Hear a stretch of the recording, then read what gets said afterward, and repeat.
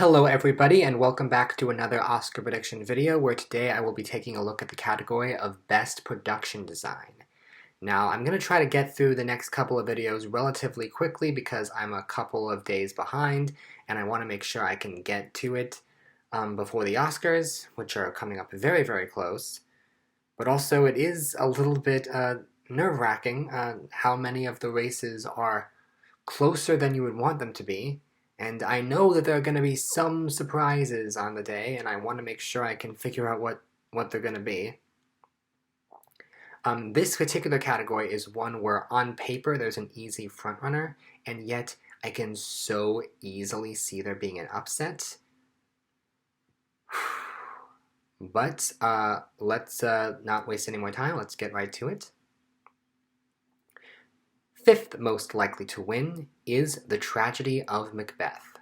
Production designer by Stephen Deschamps and set decoration by Nancy High. This is Stephen Deschamps' first nomination, and this is Nancy High's. She's gotten quite a couple of nominations, but she's won twice for Bugsy and Once Upon a Time in Hollywood. So The Tragedy of Macbeth, this was a sort of a surprise nomination. I predicted it, but I'm really happy that it got on because it looks great. I think this movie really tried to go back to an earlier time of filmmaking in trying to make something that felt more like the German Expressionist films or even the Laurence Olivier Hamlet.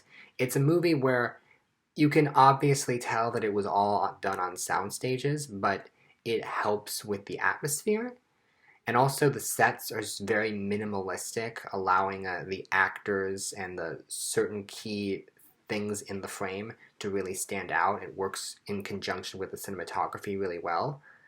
Side note, I find it interesting that all 5 of the movies nominated for production design are also the 5 movies up for cinematography. I don't know if that's ever happened before, and maybe it shows a lack of originality on the Academy's part, but at any rate, it's interesting. And so there's some very strong work here. The reason why I don't think it's winning is very simply it's the one movie here that's not also up for Best Picture. And while the film is very visually striking, I feel like that's going to benefit it much more in cinematography than production design. Plus, when a lot of people think of the best production design, they think of very elaborate sets. And the sets in this movie are not elaborate, they're relatively small scale and pretty simplistic. But they still do look great and they still do get the job done. I'm very happy that the movie got this nomination, but I think it's the least likely of all of these films to win. Fourth most likely to win is The Power of the Dog. Production designer Grant Major, who previously won for Return of the King. Set decoration Amber Richards, who was on her first nomination. Okay, now this is interesting because this movie was not widely predicted to get the nomination, and when it did, it was seen as a sure sign of support for Power of the Dog. Of, oh wow, people really like this movie. They even nominated it for production design. Which I don't think is entirely fair, because the production design, yes, it's not the most extravagant production design out there, but it is immersive. It does make you feel like you're in this world in this time frame. And I mean, there's something to be said for a Western that is largely set indoors. You don't see that a lot, and they tried to build the sets in a way that evoked the character of who the main brothers are and where this ranch is.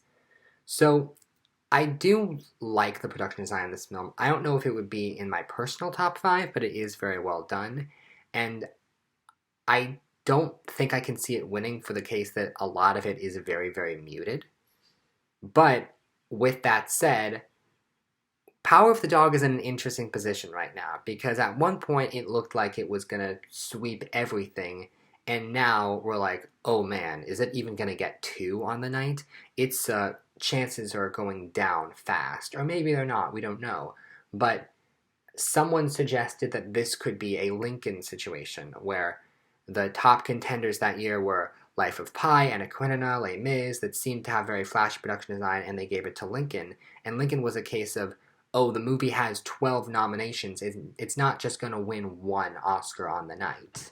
So I think this could sort of be a repetition of that, where they're like, you know what, let's have this be the award The Power of the Dog wins. I'm not actually predicting that to happen, but I think it's possible. I think the production design in this movie is a little bit too muted for the Academy's taste, and they like to go with something that's a little bit bolder. But still, I would not completely rule it out. Third most likely to win is West Side Story.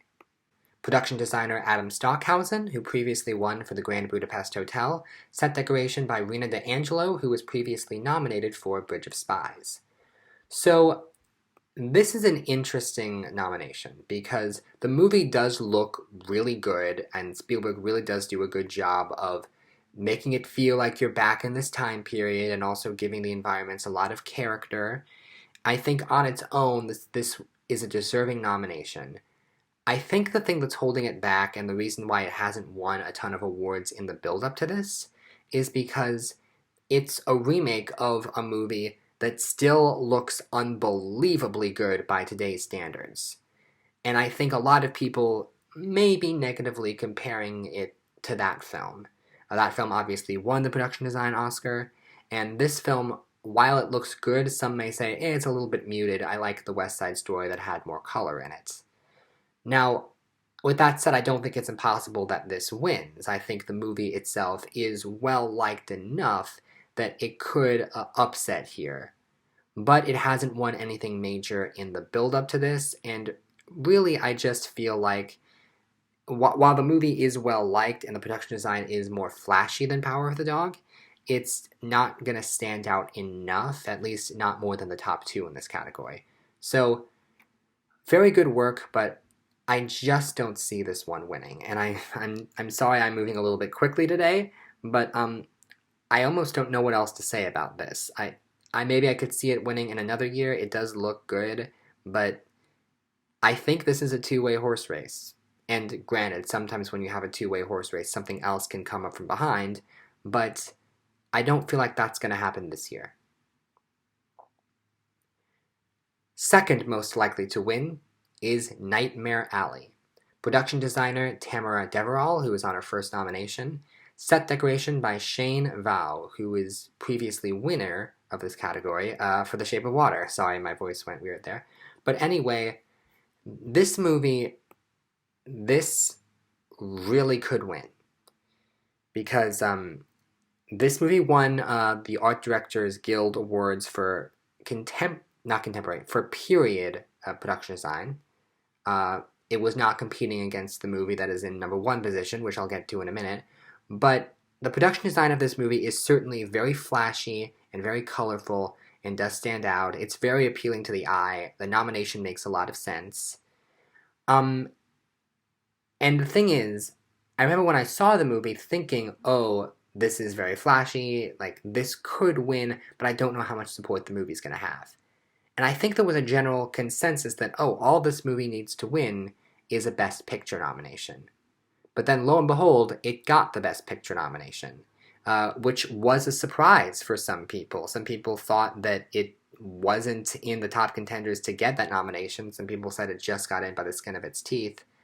And when that nomination happened, I was like, well, all right, because it got Best Picture, that means people like the movie, it means people are seeing it, surely people will want to vote for it.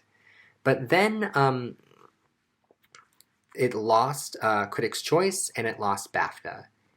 And I feel like it should have won one of those to stay in the race.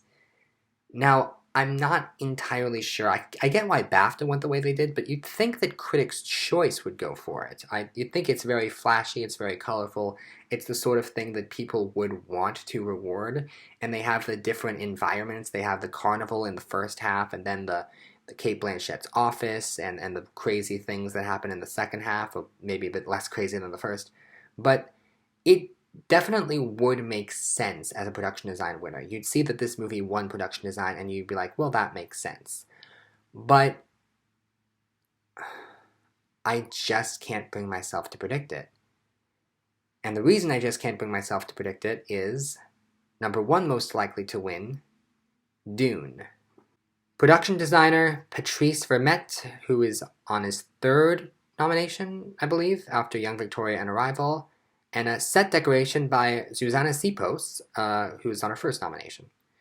And so this is the only movie where nobody involved has previously won an Oscar, which can already give it a boost. But this movie, it also won ADG, but the ADG for sci-fi fantasy. And on top of that, it won Critics' Choice and it won BAFTA. And with that resume, it would seem to be a pretty obvious frontrunner in this race. I was a bit skeptical for a while. I was like, well, surely Nightmare Alley has more support, doesn't it? That movie's more colorful. That's what they like to go for. But in recent years, we've noticed that sometimes they go a different way. And if you look at the wins for Black Panther and the wins for Mad Max Fury Road, both of those were a little bit unexpected when they happened.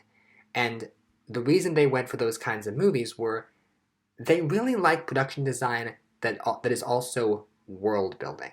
And Dune is incredible at world building. They really do make you feel the layered history of this world and of these locations, and everything feels like it has backstory and lore to it, and they really tried to make it stand out. It's not as colorful as something like Nightmare Alley. It's even less colorful than West Side Story, but there is a lot of detail in the sets. And it does seem like the kind of thing that would win. Plus, we've got a female set decorator on the lineup, and that could definitely help with the people who win Oscars tonight. Not tonight, but on the night. I was torn on this one for a while, and it's difficult. I could very, very easily see Nightmare Alley pull off the upset here, but I think you can't really ignore it when something has ADG, Critics' Choice, and BAFTA, and the other one just has the other ADG, which is not nothing, but it's not much, as David Mitchell would say. Plus, even if it weren't for those stats, I think Dune might fit the bill a little bit better than Nightmare Alley because, as I said before, of the direction they're going in. I think, I believe we saw this with, did the first Lord of the Rings win or did it lose to Moulin Rouge? I'm not sure, but either way, that was a while ago, and we're clearly seeing we're in a different age of the Academy, and they really, really love rewarding movies that have world building, that create entire worlds. I mean, as great as Nightmare Alley looks, they're just recreating existing period production design, and this film had to invent so many things. Granted, it had to take some inspiration from the book, but also it had to make that come alive in a way that was accessible and not too reminiscent of the previous film that was David Lynch. So, very, very well done, but